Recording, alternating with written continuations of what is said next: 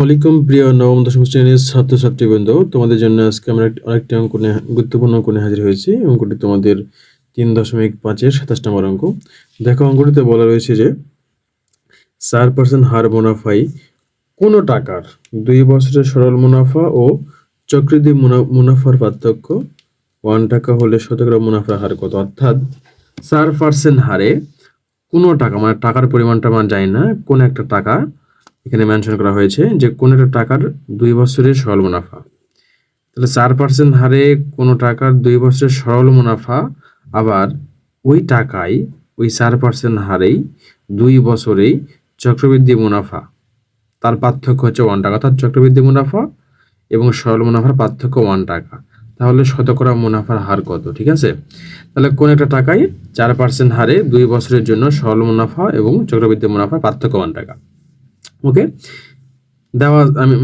দেওয়া আছে এখানে মুনাফার হার, দেওয়া আছে মুনাফা হার কত? 8 = 4%। ওকে, 4%, এটাকে যেমন 4 বা 100 করলে, তাহলে আমি একবার যে ভাগ করে বের করি, তাহলে হচ্ছে 0.04 টাকা। এটা হচ্ছে মুনাফার হার। ওকে, আর বিনিয়োগ সময় কত? 2 বছর। আমরা 2 বছরের জন্য বিনিয়োগ করছি, তাহলে বিনিয়োগ সময় কত? n = 2 বছর। ওকে, তাহলে এখানে আমি কোনো টাকার কিন্তু বলছে, তার মানে মূলধনটা দেওয়া নাই। ধরি মূলধনটা হচ্ছে পি টাকা।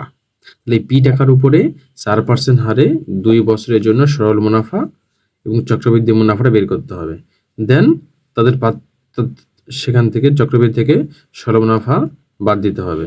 যেই বাদ দিলে পার্থক্যটা কত পাবো? 1 টাকা। ঠিক আছে, আচ্ছা। তো সরল মুনাফার ক্ষেত্রে আমরা জানি I = PNR। এখানে পি হচ্ছে আসল, 2 হচ্ছে সময়, আর 0.04 হচ্ছে কত? মুনাফা হার। তাহলে এই 0.08 পি, এটা হচ্ছে সরল মুনাফা। ওকে, আর চক্রবৃদ্ধির ক্ষেত্রে আমরা সরাসরি মুনাফাটা পাই না। আমরা যেটা পাই সেটা হলো কি? চক্রবৃদ্ধি হারে আসল সহ মুনাফা। মানে এখানে মুনাফা এবং আসল আমরা একত্রে সূত্রের মাধ্যমে বের করতে পারি। ওকে, তাহলে এটা কত চিত্র প্রকাশ করলে এটা হচ্ছে কত? পি × 1 + r পার কত n। তাহলে এখানে পি হলো আসল, আর 1 + r হচ্ছে ওই যে মুনাফা হার, আর n হচ্ছে সময় 2। আচ্ছা, এটা 1 + 0.04 যোগ করলে 1.04, তারপর স্কোয়ার, এটা মান যদি স্কোয়ার করি তাহলে পাই 1.0816। ওকে, তাহলে এত পি। এটা হচ্ছে কি? এটা হচ্ছে আমরা চক্রবৃদ্ধি হারে আসল সহ মুনাফা। এখানে আসল এবং মুনাফা দুইটা আছে। হ্যাঁ, তাহলে এখান থেকে যদি আমরা চক্রবৃদ্ধি মুনাফাটা যদি আমরা বের করে নিই, চক্রবৃদ্ধি হারে মুনাফাটা যে বের করে নিই, এটাকে আমরা আই প্রাইম ধরতেছি। তাহলে চক্রবৃদ্ধি মূলধন, অর্থাৎ আসল সহ মুনাফা থেকে আমি আসলটা যে বাদ দিই, তাহলে চক্রবৃদ্ধি কি পাওয়া যায়? অরিজিনাল যে মুনাফা, সেই মুনাফাটা পাওয়া যায়। তাহলে দেখো, আসল সহ মুনাফা এত, এখান থেকে হচ্ছে আসল হচ্ছে পি টাকা। তাহলে এখানে 1 কমন নেওয়া হয়েছে, তাহলে 1 কমন নিলে এখানে থাকে হচ্ছে 1.0816 মাইনাস, এখানে হচ্ছে পি কমন 1 থাকে, 1.0816 থেকে 1 বাদ দিলে পাবো হচ্ছে 0.0816 ইন্টু পি। হ্যাঁ, এটা হচ্ছে কি? চক্রবৃদ্ধি মুনাফা। তাহলে এখানে আমার অঙ্কে বলেছি কি যে চক্রবৃদ্ধি মুনাফা এবং সরল মুনাফা পার্থক্য কত টাকা? 1 টাকা। তাহলে এখানে আমাকে কি করতে হবে? এই যে চক্রবৃদ্ধি মুনাফাটা যে আমরা পেয়েছি, এই চক্রবৃদ্ধির মুনাফা থেকে আমার হচ্ছে এই সরল মুনাফা বাদ দিতে হবে। হ্যাঁ, ইকুয়াল টু কত পাবো? এখানে 1 পাবো।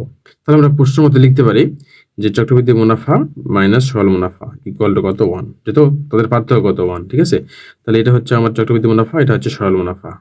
ওকে, তাহলে এত পি।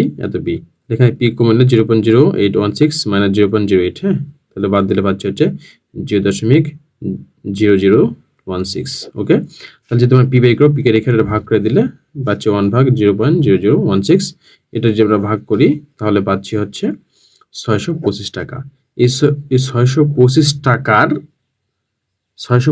4% হারে 2 বছরের সরল মুনাফা এবং চক্রবৃদ্ধি মুনাফা পার্থক্য দেওয়া আসলো। ঠিক আছে, তাহলে এখানে আসলটা আমরা পেয়ে গেলাম কত টাকা? 625 টাকা। এটা হচ্ছে আসল। হ্যাঁ, আশা করি সবাই বুঝতে পারছো। ধন্যবাদ।